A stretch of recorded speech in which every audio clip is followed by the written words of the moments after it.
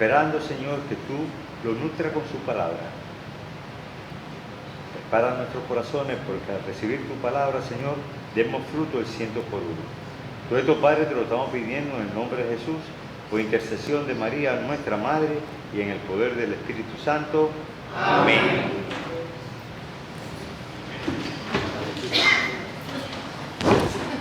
Bueno, muy buenas noches, bienvenidos a todos los que vienen hoy acá, también a los que se van a reunir con nosotros durante la semana en las clases a través de los medios de comunicación. Jimmy y Wanda, les damos la bienvenida, que hace tiempo que no los veíamos. Jimmy, me dijeron que tu papá falleció, pues oramos también por el eterno descanso de él.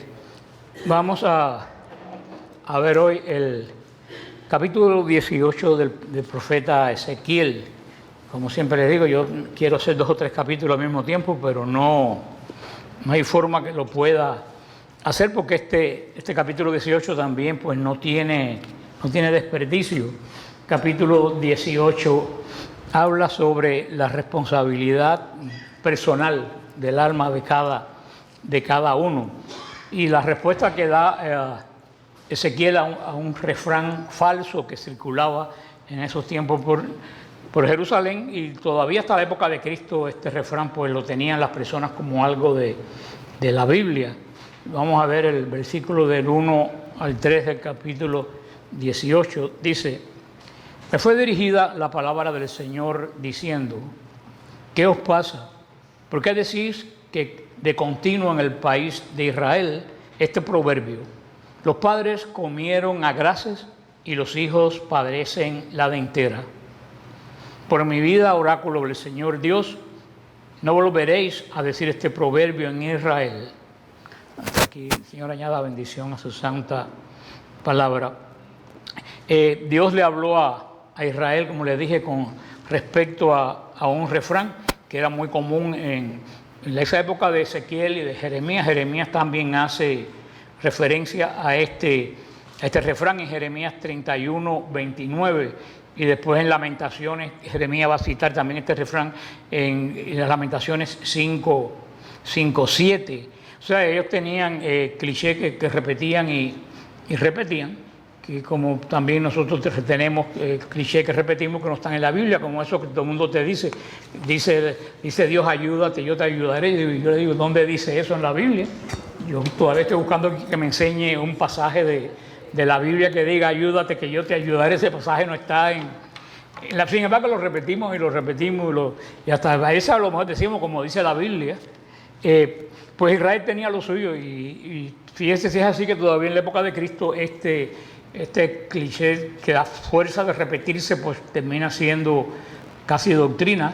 Este cliché todavía en época de Cristo existía. ¿Por qué? Porque cuando Cristo ve a un ciego, ¿qué le dicen la gente? ¿Quién pecó, este o sus padres? O sea, todavía ese cliché, los padres comieron agrura, los padres comieron algo agrio y a los hijos les dio dentera. O sea, lo que quiere decir es que los hijos cargaron la responsabilidad de lo que hicieron los padres. Por eso todavía en época de Cristo ese refrán era muy popular. Hoy en día, que no es el refrán, pero esa forma de pensar pues también está muy metida en la iglesia. Y después lo veremos sobre todo esto de la sanación intergeneracional y de todas estas cosas.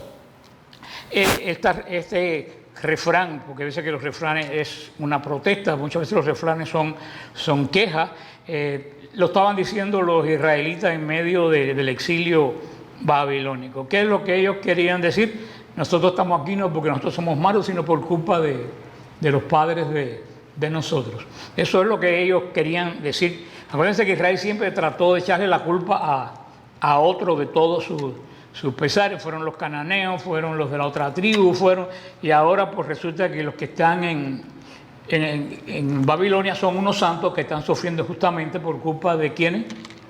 De los padres. Es una forma injusta de hablar a través de este refrán, una forma de justificarse. Y no solo eso, también este refrán, esta forma de pensar refleja un fatalismo que es materialista. Este refrán es una especie de resignación a un tipo de leyes del cosmos, qué sé yo, que dice, bueno, si mis padres hicieron algo yo lo voy a cargar, entonces no puedo hacer nada respecto a eso, porque eso tiene que pasar. O sea, parece más que nada un karma, de esta teoría del karma que no es cristiana. Como le decía, seguimos utilizando nosotros ese refrán, pero de otra forma. Y este refrán también promovía otra idea. Lo que promovía esta otra idea era que Dios era injusto. ¿Por qué? Porque es injusto castigar a una persona por algo que no hizo. Entonces, si Dios lo está castigando por algo que no hicieron ellos, entonces Dios es injusto. Esto, como siempre, lo que vemos es gente sin vergüenza que trataron de acusar a Dios de ser malo. Tú nos estás castigando por lo que hicieron nuestros padres, porque nosotros somos ángeles y estamos cargando la culpa de lo que hicieron nuestros padres. La culpa no es de nosotros, la culpa es tuya. O sea que eso se sigue utilizando, y Dios no aceptó el refrán. Dios no acepta el refrán solo porque lo repitieran o porque era un mensaje popular.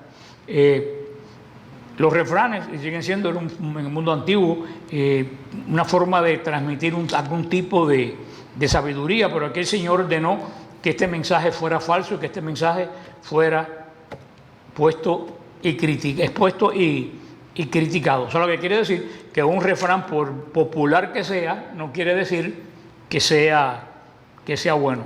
Vamos a ver el versículo 4, dice así: todas las personas son mías, tan mía es la persona del Padre como la del Hijo.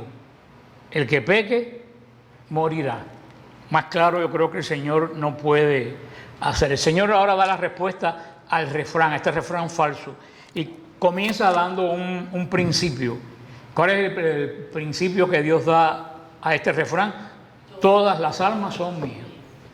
Es lo que comienza diciendo, él dejando bien claro que toda alma pertenece a él, porque de él salió y él van a regresar. Tanto el alma de los padres como el alma de los hijos.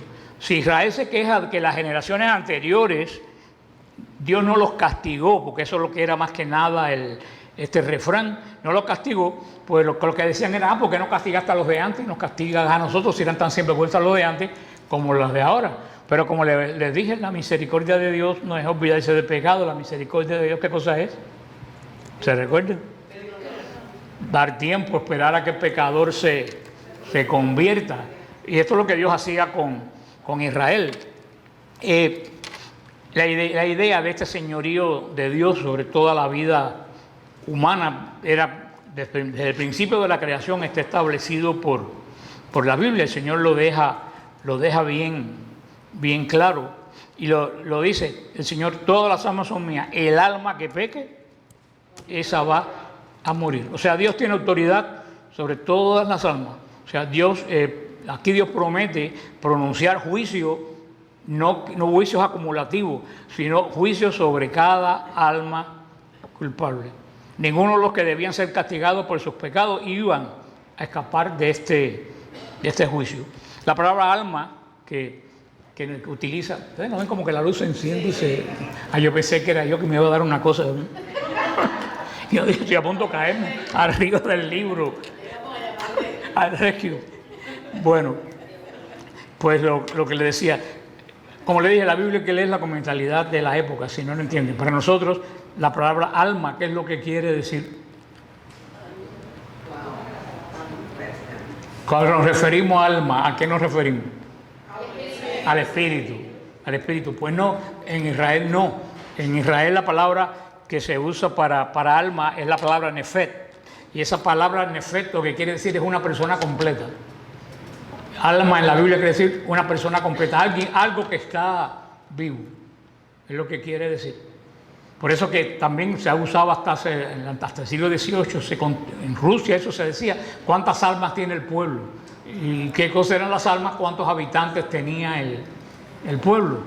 Después se juntó la definición de alma con espíritu, pero son dos cosas totalmente pues diferentes. En la Biblia, por eso que la gente formaron también tanto arrebato, porque por ignorancia, cuando el Papa dijo que los animales tienen alma. Y hay gente que se pusieron hecho una furia, y lo que el Papa lo que dijo no es mal. Los animales tienen alma. ¿Por qué? Porque están vivos, pero no tienen espíritu. Tener alma no es tener espíritu. Alma quiere decir algo que está vivo. Hasta las plantas se puede llamar en el lenguaje bíblico alma. Alma es algo que vive. Y punto. Hoy en día, desafortunadamente, ha hecho mucho trabajo, ha enredado mucho esto de alma y espíritu. No es el tema. Pero ¿qué cosa es el alma? El alma es la interacción de la parte física de nosotros con la parte espiritual. Eso es lo que produce el alma. O sea, el espíritu es espíritu y el cuerpo es para la parte animal. Cuando el espíritu se junta con el cuerpo, eso es el alma. ¿Y qué se produce en el alma? Los sentimientos, el odio, la ira, el amor, los gustos. Eso es lo que produce la unión del cuerpo con el espíritu, y eso es lo que es más profundo que esto. Una vez yo di un retiro sobre esto, pero para que puedan pues entenderlo. Por eso es que si te dicen el alma se muere, sí, el alma se muere, porque el alma se muere, porque cuando tú te mueres físicamente, la relación del espíritu con el cuerpo. Por eso Cristo nos dice: Padre, en tus manos comiendo mi alma. ¿Qué es lo que dice Cristo? En tus manos comiendo mi espíritu. Cristo sabe muy bien lo que estaba diciendo, porque no es el alma lo que se entrega, es el espíritu. Pero bueno, eso también San Pablo a veces que lo usa intercambiadamente estas dos palabras, pues no está mal, pero una persona que quiere crecer tiene que saber bien qué cosa es una cosa y qué cosa es otra. Por eso es que en el Antiguo Testamento dice que todas las cosas tienen alma, pero no quiere decir todas las cosas tienen alma, pero todas las cosas no tienen, ¿qué cosa? Espíritu. Espíritu solamente tiene el hombre, que es imagen. Estamos como en Cuba. Ahorita viene un apagón en Hialeah, ¿no? O no sé que vaya a haber una aparición o algo. Mira, vamos a decir que hay una aparición, a ver si la semana que viene la gente viene. Vamos a decir que hoy hubo una, déjame no decirlo jugando, no vaya, que uno con el Señor aquí no se puede jugar mucho porque después lo toma en serio. Bueno, pues esto que le estaba diciendo, espero que todo esto haya sido entendido, que el alma no es un espíritu descarnado. ¿Es qué cosa? La interacción de la parte física con la parte espiritual. Cuando se muere la parte física, se libera el espíritu y también se muere el alma. Por eso es que el espíritu no está sujeto a odio, ni a frío, ni a gusto, no gusto, porque esa es nuestra parte material. Eso está relacionado a nuestra parte material. Por eso, la gente que lee la Biblia sin tener ese conocimiento, cuando dice aquí sobre alma, ¿qué es lo que piensa? Bueno, es el espíritu. Pero eso no es lo que dice el Señor, lo que quiere decir aquí. Por eso la Biblia hay que estudiarla bajo la tradición de los apóstoles. Pero dice una cosa bien clara: el hombre que es justo cumple sus derechos. Bueno, nosotros vamos a decir después. O sea, le dice que él, en cierta forma, no castiga en el hijo las culpas de los padres. Que el que peca es castigado. Esto quiere decir que ninguno de nosotros es nieto de Dios. Nosotros somos hijos de Dios. ¿Y nuestros padres qué cosa eran? Y los hijos de ustedes tampoco son nietos de Dios. Los hijos de ustedes son hijos de Dios. Y tanto los hijos de ustedes, como los nietos de ustedes, tienen que pasar la conversión y tienen que pasar todos los trabajos que pasan todos los seres humanos. Porque tú seas bueno, tu hijo no quiere decir que tiene que ser bueno, o tu nieto tiene que ser bueno. Eso es un proceso de él. Si decide ser un sinvergüenza, eso es decisión personal de él. No pensar que la santidad de uno se transmite a los demás. Tú puedes transmitir la fe, tú puedes transmitir la enseñanza, tú puedes transmitir la moral, pero tú no puedes transmitir la conversión, ni puedes transmitir. Eso es una persona que cada persona tiene que resolverla en su vida, cada uno personalmente. Y aquí entra un poco a jugar todo eso que se entiende mal. Yo sé que ahora, hoy seguro que se forma un cucarachero por ahí cuando yo diga esto, porque a la gente le encanta la mala doctrina, pero la buena no. y defienden la mala con más ahínco que la buena, eso de la sanación intergeneracional, que dice que vamos a sanar pecado de tu familia. Uno no arrastra pecado de nadie. El pecado de la familia no se arrastra. El pecado del padre, ¿de quién es? Del padre. Y el pecado del abuelo, ¿de quién es? Del abuelo. Partiendo de esa base ya está mal dicho eso de sanación intergeneracional. Porque si fuera así, Dios fuera injusto. Y aquí el Señor lo dice bien claro: yo no juzgo a hijo por padre, yo juzgo a cada cual por su. Desde el Antiguo Testamento el Señor viene diciendo esto. Estamos en el siglo XXI y seguimos repitiendo y lo mismo. Todo eso lo hace transmisión generacional, es una especie de karma budista. Yo estoy cargando lo que otro hizo, y eso no es así. Además, si eso fuera así, ¿qué pinta el agua del bautismo? ¿Qué pinta el bautismo? ¿Qué es lo que hace? El bautismo no perdona todos los pecados. Haz todo, absolutamente todo. Entonces, si viene alguna herencia de tu padre, cuando te bautizan, ya eso se fue. O sea, todo eso es negar. Ahora sí hay una cosa, que para eso sí hay que hacer oración, porque el pecado no se traspasa, pero las actitudes sí se traspasan.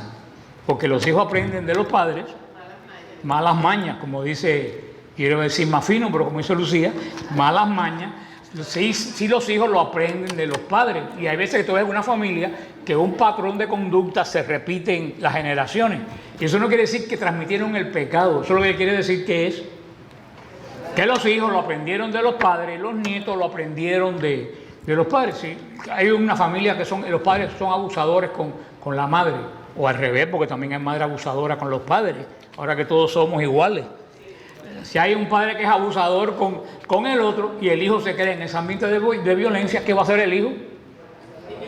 Si no tiene una conversión, va a ser lo mismo que vio. Si el padre es borracho, desde pequeño, creo que va a ser el niño, va a querer coger la botella y todo el mundo se va a reír. Mira, y se van a reír, va a ser borracho como su padre. Tú sabes lo que están haciendo, están transmitiendo hechos, no están transmitiendo pecado. Porque el niño cuando se bautiza queda totalmente en blanco. Entonces sí hay que hacer oración. Hay que hacer oración para romper esa cadena. Pero no es una cadena de pecado. Es una cadena de ¿qué? De actitudes que se heredan en la familia. Hay familias, si tú ves, que tienen una línea que en todas las generaciones pasa exactamente lo mismo. También hay personas que me dicen, bueno, y si hay un pacto satánico de los padres. Vuelvo a decir, si hay un pacto satánico de los padres, el bautismo lo rompe.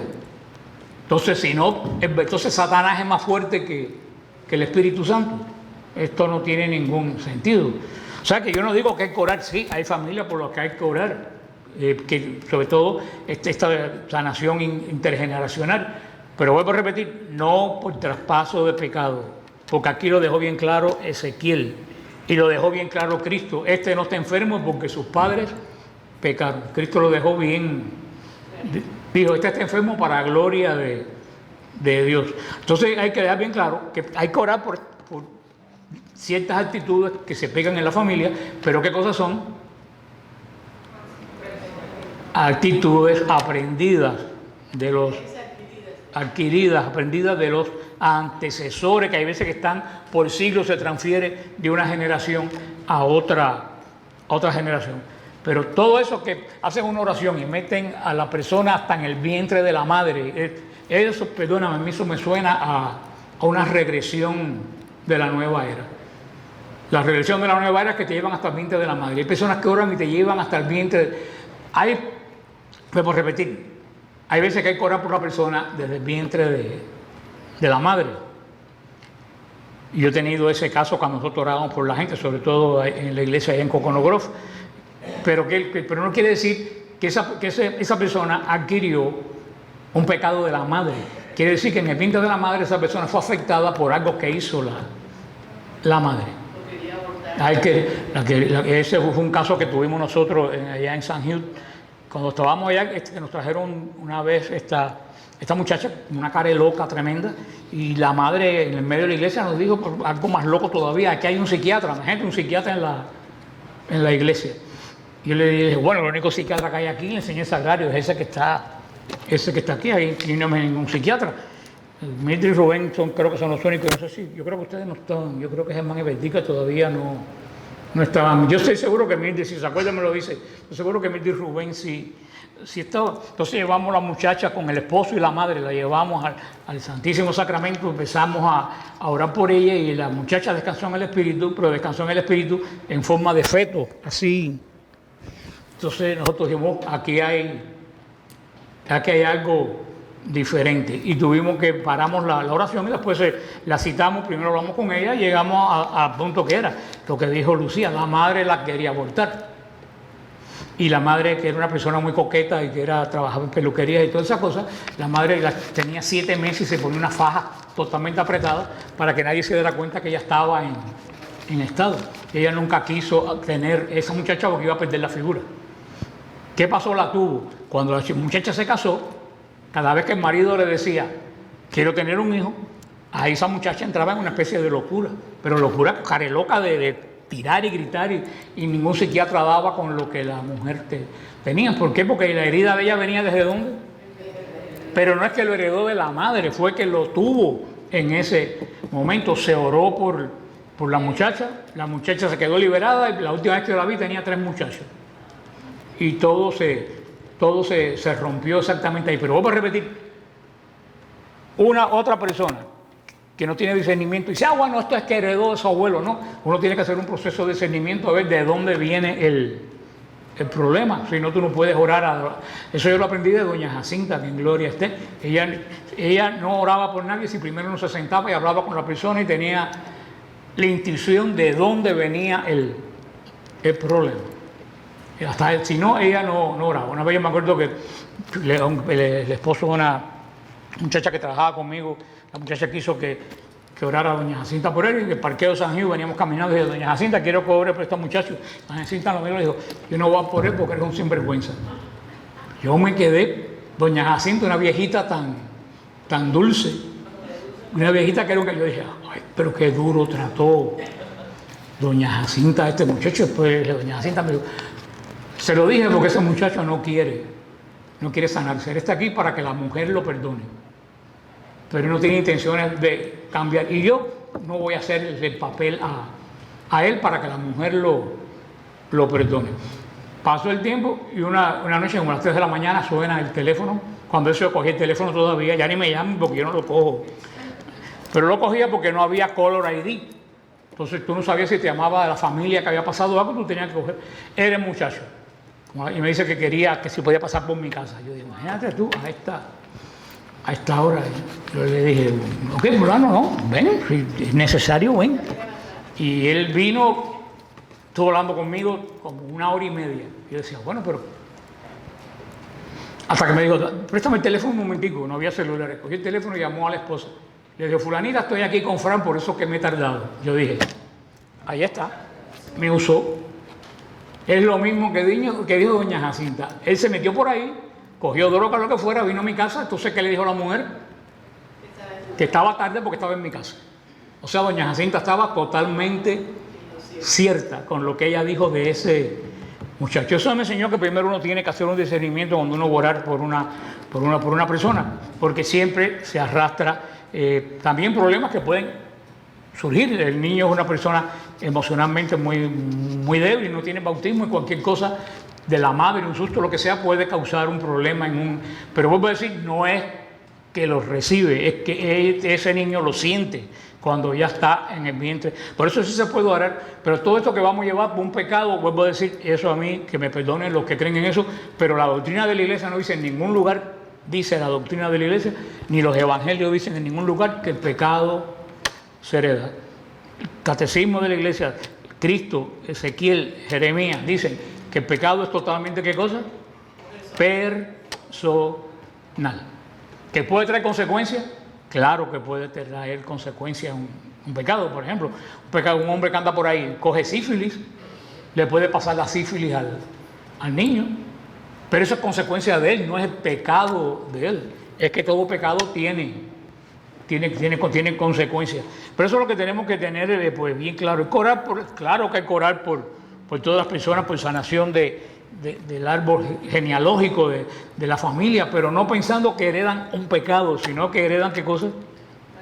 Una actitud, sobre todo no, ni una consecuencia, es una actitud que se va transmitiendo. Vamos a ver versículos 5 y 9. Fíjate, si yo veo, con la luz no veo, imagínate ahora. Dice, yo veo las letras, yo lo que no veo son los numeritos que parecen hormiguitas. Dice, el hombre que es justo, que cumple el derecho y la justicia, que no come en los montes, ni eleva sus ojos a los ídolos de la casa de Israel, que no deshonra a la mujer de su prójimo, ni se llega a la mujer durante la menstruación, que no oprime a nadie, que devuelve la prenda al deudor, que no comete rapiña, que da pan al hambriento y cubre de ropa al desnudo, que no presta a usura ni acumula interés, que aparta su mano de la iniquidad y es imparcial a juzgar entre un hombre y otro, que camina según mis preceptos y observa mis normas obrando con verdad. Ese es justo y vivirá. Oráculo del Señor. Aquí lo que el Señor hace, este es el primer examen de conciencia que hay en el mundo. ¿Qué es lo que el Señor hizo aquí? Un examen de conciencia. Fue por todos los mandamientos. Pero fíjate que aquí a la idolatría, todo lo que dice el decálogo, aquí el Señor le dijo, lo puso con ejemplo. Dice lo de la menstruación de la mujer, porque cuando la mujer estaba en el tiempo de la menstruación, no podía tener relación con el hombre, porque la sangre en Israel era prohibida, contaminaba a la gente. Por eso cuando la mujer terminaba la menstruación tenía que ir a la sinagoga, hasta el día de hoy, tienen que ir a la sinagoga y le dan un baño cultural. No, y todavía le dan un baño cultural, o sea, la purifican. Porque todo, vuelvo a repetir, todo para el israelita la sangre está en la vida. La vida está en la sangre. Y todo el que tiene contacto con sangre que ha sido derramada, pues está tocando lo que no es vida. Por eso aquellas personas que subían y bajaban de Jerusalén, el sacerdote y el otro, cuando veían al hombre herido, daban la huerta, porque no podían tocar a alguien que tenía sangre. Y el sacerdote no podía mancharse porque iba al servicio del templo. ¿Quién fue quien lo ayudó? Samaritano. ¿Por qué? Porque ellos no tenían esa ley. Pero por eso hasta el día de hoy, pues, esto es así una ley de la casa de Israel que se sigue cumpliendo hasta el día de hoy. Por eso cada rato se encuentran en sinagogas antiguas estos baños cultuales de las mujeres. También el hombre que tiene contacto con sangre tiene que no sea la suya, tiene también que purificarse. Por eso cuando hay explosiones en Israel que matan gente, que la gente vuela en pedazos, nadie recoge los pedazos. Son judíos que están preparados para eso, que ellos son los que los recogen y después tienen que hacerse un proceso de purificación, porque el cirujano se tiene que meter a purificar. bueno, depende, porque si son ortodoxos, pero yo no creo que haya muchos cirujanos. De todas formas, los cirujanos tienen que lavarse las manos antes y después, si no, son unos puercos. Así que espero que tú no eres cirujano, Julio, así que no tienes problema. Esto es lo que está diciendo aquí el Señor. El Señor en la línea anterior dijo: el que peque, ese morirá. Y después dice: sin embargo, si uno fuere justo, Dios no condenará su alma a la muerte. Entonces, ¿qué comienza Ezequiel a hacer ahora a continuación? Describir qué cosa es un hombre justo. Y de ahí viene todo esto. Si ustedes quieren después, lo leen hasta 9 y van a darse cuenta qué cosa es lo que en Israel se determinaba que era un hombre justo. Muchos de ellos todavía siguen siendo. Nosotros tenemos ese mismo tipo de moral. No robar, no violar a la mujer de tu prójimo, comerte el pan del hambriento, no oprimir a nadie, no ayudar al vecino. Esto sigue siendo todavía la moral cristiana que nosotros tomamos de Israel.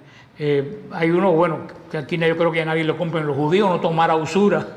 Eso sí, cristianos y judíos creo que se han volado ese mandamiento. La palabra usura, para que lo quiera saber, en hebreo se dice nasaj. ¿Y qué cosa? Acuérdense que los judíos no tienen palabras concretas, no tienen palabras indefinidas, todas las palabras de ellos son concretas. Por eso Nasak lo que quiere decir es morder. Y usura se dice la misma palabra que se usa para morder. ¿Por qué? Porque la usura es como un mordisco de un perro. Y el Señor dice, el Señor fue muy duro con la usura en el Antiguo Testamento, lo que casi nadie le hizo caso, pero el Señor fue extremadamente duro con la usura.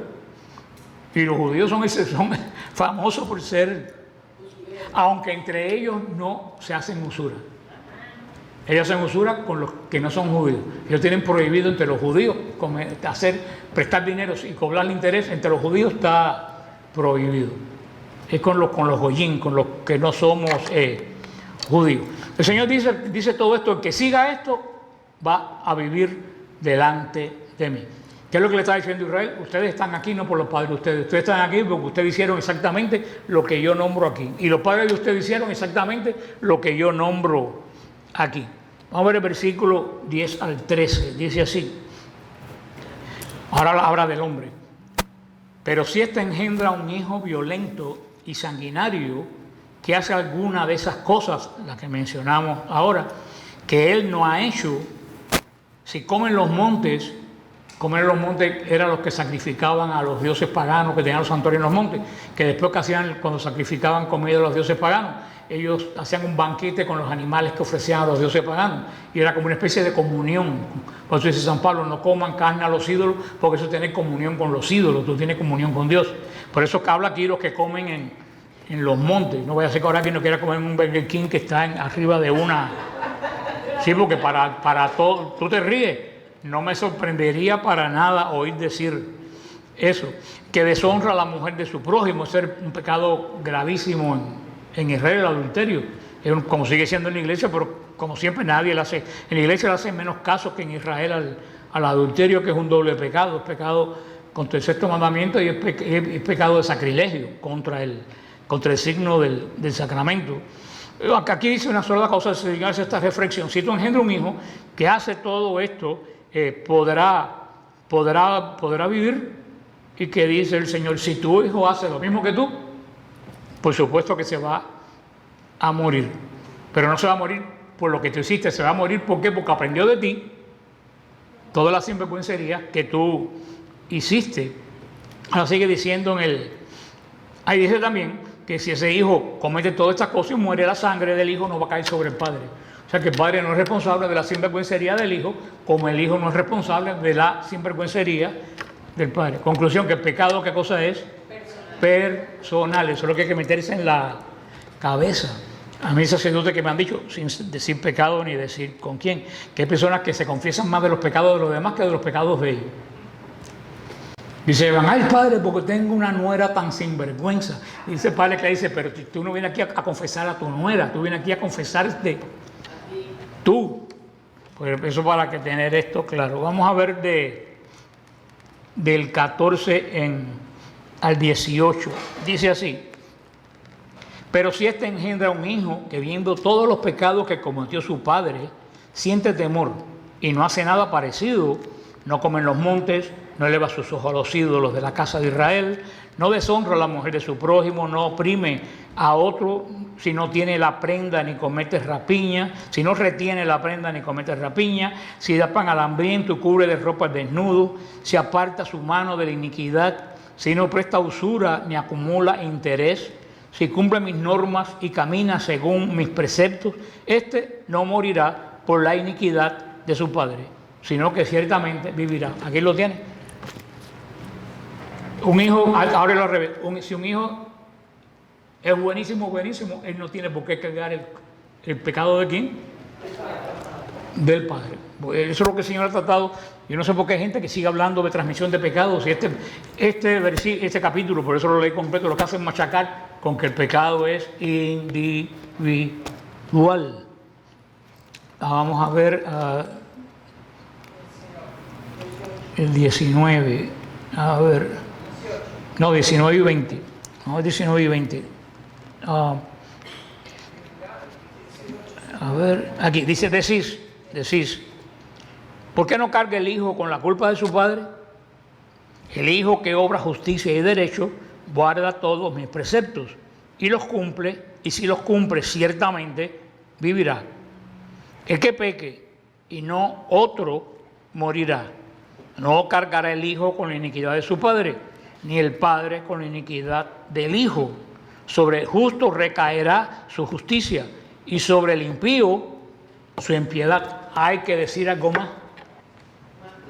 Más claro hay que hablar. Vas a ver que gente que están oyendo esto van a escribir diciendo que yo estoy equivocado, que el padre fulano y el padre mengano dijo que los pecados se transmiten. Si el padre fulano dijo eso, el padre fulano está equivocado, porque el padre fulano no sabe más que Ezequiel, y el padre fulano sabe más que el catecismo, y el padre fulano sabe más que Cristo, que dijo, no está sufriendo las consecuencias del pecado de su madre ni de su padre. Este está enfermo para gloria de Dios.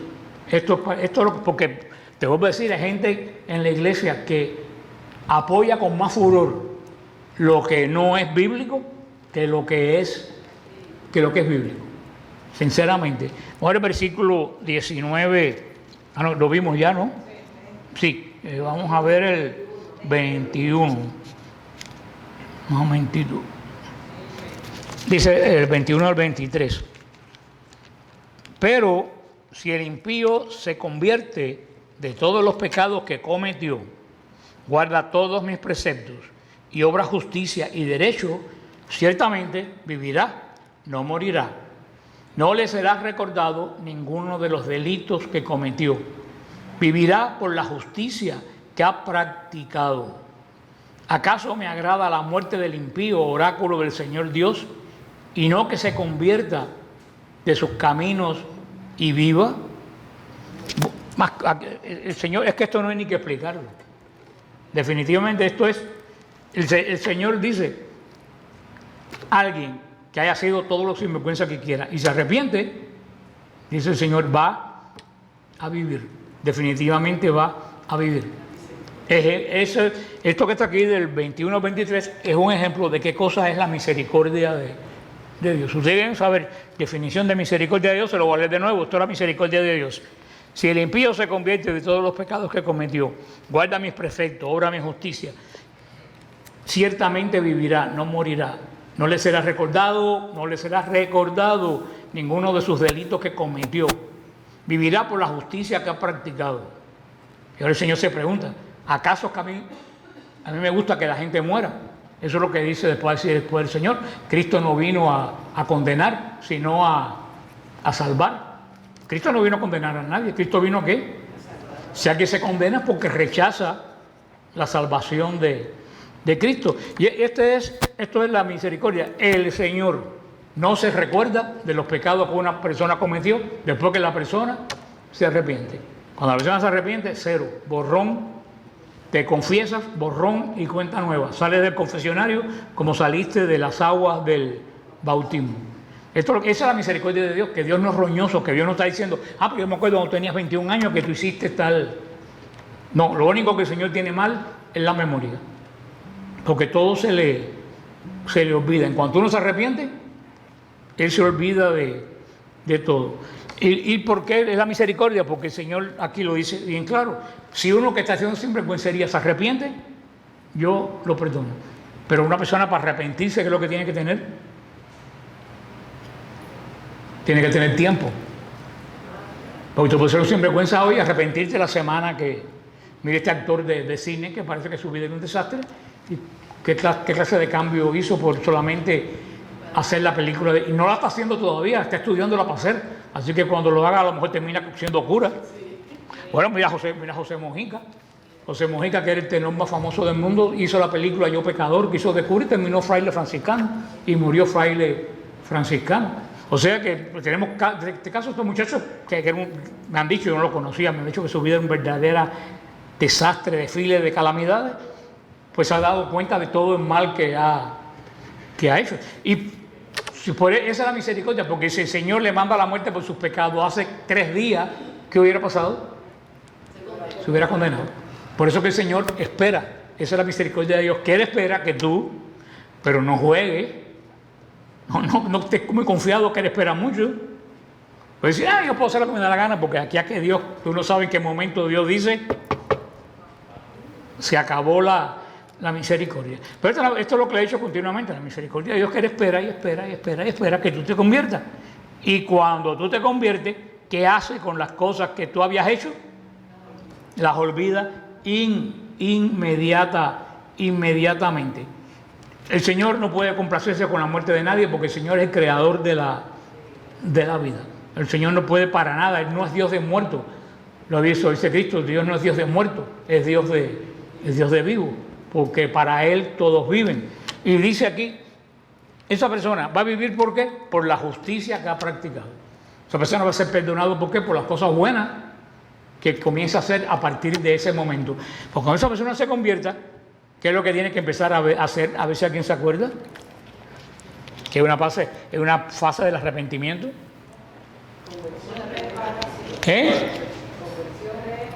Reparación. La persona que sigue convierte, yo fui en sinvergüenza, pero ahora soy un santo y ya no tengo que hacer nada. Que le robé, me cojo el dinero y me voy a Hawái, voy a misa en Hawái, pero me quedé con el dinero. No. El arrepentimiento, ¿qué es lo que conlleva? Reparación. Ahora hay pecados que no se pueden reparar. Tú matas a alguien y esa vida tú no la puedes reparar. Tú echas a rodar un chisme y desprestigias a una persona y por mucho que tú se lo digas a la gente, ya lo que se echó y nadie te va a creer a ti lo que dices bueno si no van a creer lo que tú dijiste malo. Hay pecados que no se pueden reparar y los pecados que no se pueden reparar, ¿para eso qué cosa está? El purgatorio. Para limpiarte de aquellas consecuencias, de aquellos pecados que tú no has reparado, porque se te olvidó, porque no pudiste, por lo que fuera. Pero aquí lo dice, va a vivir por la justicia. ¿Qué cosa era la justicia en el Antiguo Testamento? Hacer lo que es agradable a Dios. Vamos a ver el 24. Dice, pero si el justo se aparta de su justicia y comete la iniquidad según las abominaciones que suele cometer el impío, podrá vivir. Las obras justas que practicó no le serán recordadas. No le serán recordadas por la rebeldía en que ha incurrido y por el pecado que haya cometido, morirá. Dice el Señor, así como se olvida de todo lo malo que una persona hace cuando se convierte, se olvida de todo lo bueno que tú hiciste cuando tú metes la pata hasta aquí. O sea, tú cometes, qué sé yo, tú matas a alguien y el Señor nos dice, ay, él fue tan bueno que le voy a perdonar que mató a alguien por lo que hizo anteriormente. No. Eso, yo me gustó, por ejemplo, eso nos pasó una vez una persona de allá de la iglesia, de la otra iglesia, porque allá fundada tuvimos actividad nosotros, en la otra iglesia que estábamos, que tenía muchísimo dinero, era millonario, multimillonario, presidenta, yo no sé qué, ni voy a decir para que no haya problema. Una vez lo cogieron lavando dinero. Y entonces la mujer nos pidió que fuéramos al juicio del bond para que nosotros testificáramos lo bueno que había hecho. Menos mal que yo fui y no dije nada, pero 2 o 3 sí hablaron. Y dijeron, mira que él ha hecho obras buenas, que él ha ayudado gente con SIDA, que ha ayudado gente... Y dijo el juez, está muy bueno todo eso, pero ese dinero con que repartió, lo hizo con dinero sucio que él lavó de la droga. Así que para mí sigue siendo tan sinvergüenza con las obras buenas o si no. Esto es lo que dice el Señor, aquí. Tú haces millones de cosas buenas y haces una cosa mala, no te creas que el Señor va a decir, bueno, como he hecho tantas buenas voy a pesar. No, cuando tú haces algo malo, el Señor se olvida de todo lo bueno que hiciste. Cuando te arrepientes, te perdona por supuesto, pero Él no te va a condonar algo porque tú fuiste, por eso es que la salvación se puede perder en 1 minuto. Dice los protestantes que la salvación no se pierde, la salvación, por eso que dice San Pablo, cuida tu salvación con temor y temblor. Los protestantes dicen que la salvación no se pierde. Ese es el principio de Lutero, salvo siempre salvo. Tú eres salvo, puedes hacer lo que te dé la gana, que no vas a perder. Puedes ser borracho, sinvergüenza, perjuro, lo que tú quieras, que la salvación no la vas a perder porque tú eres salvo ya. Esa es la falsa seguridad que dan las sectas y lo que lleva a la gente para el infierno. Aquí lo dice bien claro, puedes hacer millones de cosas, hacer una mala, así como me olvido del que hizo lo malo, cuando se convierte, me olvido del que hizo lo bueno, por algo malo que ¿qué hizo? Claro que si te arrepientes, el Señor vuelve de nuevo y te restituye todo. Lo que quiere decir que Él no va a aguantar una sinvergüencería porque tú hayas hecho 13 cosas buenas. Que lo bueno es bueno y que lo malo es totalmente malo. Esto es lo que el Señor está diciendo. Sí, el Señor no promete refugio a alguien que es aparentemente justo, lo que también quiere decir aquí. Como el caso que le dije, tú vas a hacer muchas cosas buenas, pero al mismo tiempo estás haciendo muchas cosas malas y una no contrapesa a la otra, porque la buena es buena y la mala es mala. Y aquí este versículo este capítulo casi nunca vamos a ver que lo hablan los protestantes, porque todo lo que dice aquí va en contra de la doctrina de Lutero. Todo lo que dice aquí va en contra de casi todo lo que predican en las iglesias, de la responsabilidad personal, de todo, ¿qué puedo decir? De la persona que no es creyente, porque el Señor no dice, si alguien cree hace cosas buenas, el Señor dice, lo que hace es bueno. Quiere decir que si una persona que no conoce a Dios lleva una vida buena, el Señor lo va a juzgar por esa vida que tiene. Si por su culpa no conoció a Dios. Porque para el protestante, si tú no conoces a Cristo, todos los que no conocen a Cristo, inclusive los que los conocen como nosotros los católicos, y según ellos los conocemos mal, todos somos carne de infierno. Porque hay que creerlo de la forma que ellos lo creen. Si no, para la cazuela, esa es la forma de pensar protestante. Y San Pablo, en la carta en los Romanos, lo deja bien claro. Si una persona no conoce a Cristo, no un apóstata que lo conoció y se fue, una persona que nunca ha conocido a Cristo, como los indios antes de la conquista de América, o los budistas, qué sé yo, o los budistas que no haya llegado un misionero cristiano y le haya predicado a Cristo, o también una persona que nadie le ha presentado un evangelio coherente, alguien que lo que predica son disparates, y va a hablar con alguien que muchas veces lo que hace es poner lo peor de lo que estaba. Dice San Pablo, si esa persona, por culpa suya, sin tener culpa él, no conoce a Cristo, el Señor lo va a juzgar por la ley natural. ¿Qué cosa es la ley natural? Lo que todos tenemos adentro por ser imagen y semejanza de Dios. Porque un caníbal, un esquimal y nosotros somos todos, ¿qué cosa? Hijos de Dios, imagen y semejanza de Dios. Como imagen y semejanza de Dios, todos tenemos ese instinto natural que sabemos que no podemos matar, que no podemos robar, que a los padres hay que tratar. Eso es algo que no es común a los cristianos, es común a todo el mundo. Dice San Pablo, si esa persona no conoce a Cristo, sin culpa de ellos, el Señor lo va a juzgar por la ley natural, por lo bueno que haya hecho. Y eso está clarísimo en la epístola a los romanos, es la ley paulina, que esta gente lee en la Biblia, pero esta gente lee en la Biblia lo que les conviene. Lo que está más claro le saltan por arriba. Por eso es que este texto es muy difícil para ellos. Vamos a ver el 25 y 29. Y dice, y decís, ¿no son rectos los caminos del Señor? Escucha, casa de Israel. ¿No son rectos mis caminos? O más bien, vuestros caminos son malos. O más bien, vuestros caminos son malos. Si el justo se aparta de su justicia y comete la iniquidad, morirá. Por la injusticia que haya cometido, morirá. Y si el impío se aparta de la impiedad que había obrado y hace justicia y derecho, él mismo se dará vida.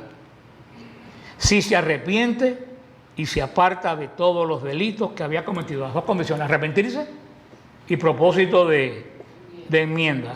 Dice el Señor, ciertamente vivirá. Y dice la casa de Israel, no es recto proceder del Señor. Escucha, casa de Israel, mis caminos no son rectos, casa de Israel, o más bien vuestros caminos son malos. Tremenda pregunta que le hace dice, pues el Señor no es recto. El Señor no es recto porque si uno se arrepiente, sin vergüenza le da. Y él dice, Señor, no, espérate. La medida mía no es mala. La que es mala es la medida tuya. ¿Dónde vemos nosotros esto en el Evangelio?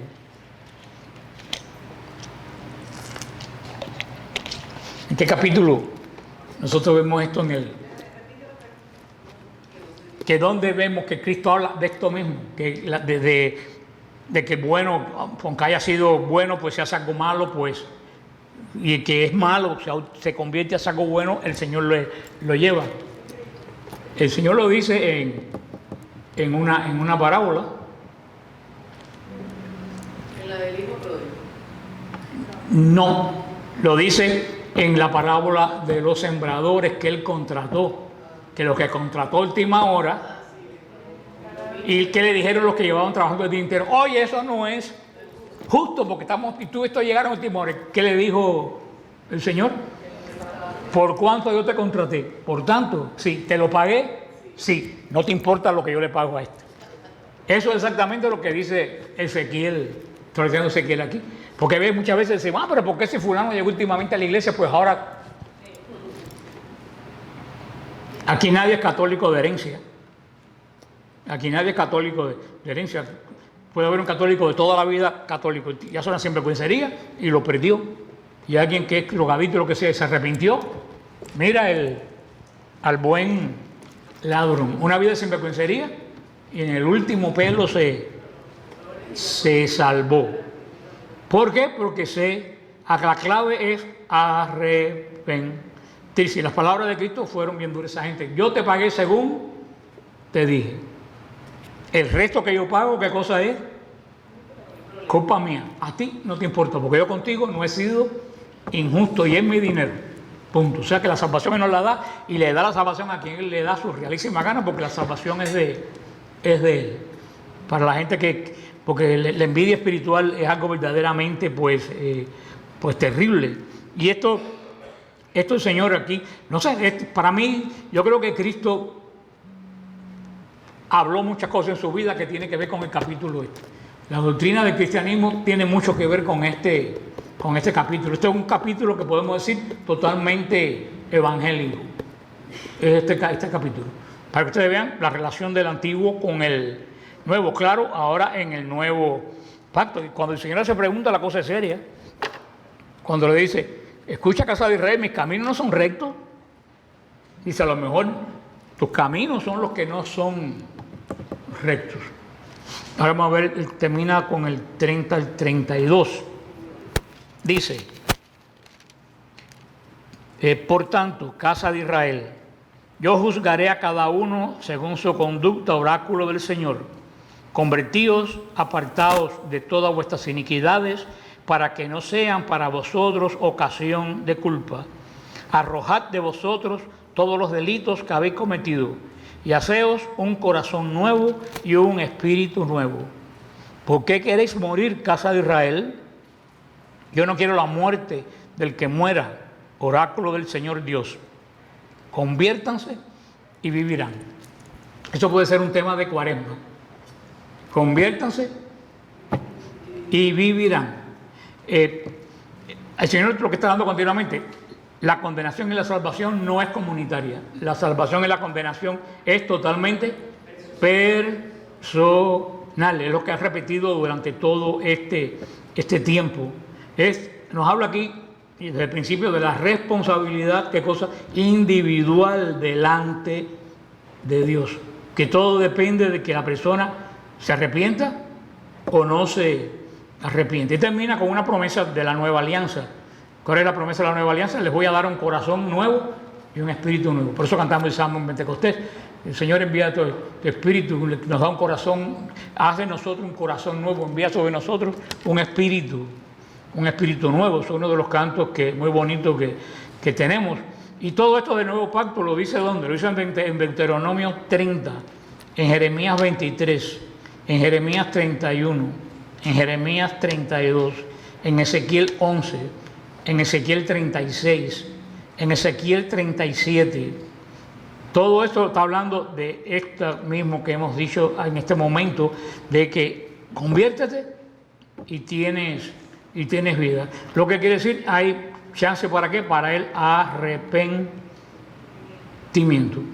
Y termina diciendo, yo soy Dios de vida, yo no doy muerte. Todo lo que yo doy es vida. Si tú tienes muerte, no es porque yo te la di. Si tú tienes muerte, porque la has buscado en otro lado. Y todos ustedes saben quién es el Señor que da muerte. Ahora depende a quién tú sirvas. Tú sirves al Señor, el Señor te va a dar vida en abundancia. Tú sirves al otro, el otro te va a dar lo único que tiene. Como el otro no tiene vida y tiene muerte, ¿qué es lo que te va a dar? Te cumple, te la da en abundancia, pero lo que te va a dar es muerte. Así que el problema es escoger a quién uno va a servir, a los ídolos o al Señor. Yo creo que este es un capítulo que merece meditarse y leerse con tranquilidad y con tiempo. Por eso es que cada vez que quiero saltarme un capítulo no me lo puedo saltar, porque hasta ahora Ezequiel no ha tenido desperdicio. Ustedes se salvaron que como yo tengo mala memoria, yo les puse una tarea la semana pasada y no me acuerdo cuál era. ¿Alguien quiere echarse para adelante ustedes mismos y decir cuál era la tarea? El hermano de Salomón. ¿De dónde venía? No, nadie lo... ¿Cuál era el hijo de Salomón? De José, ¿de qué rama, de cuál hijo venía? No lo hicieron. Sí, de Roboán. Salomón viene de Roboán. De Jeroboam. Lo buscaste. Bueno. Esa noche no dormí hasta que ¿Tú ves? Bueno, pues como dicen por ahí, mal para ustedes. Gracias. Ahora todo el mundo dice, yo lo sabía, pero no lo quise decir. Vamos a... recuérdense que está...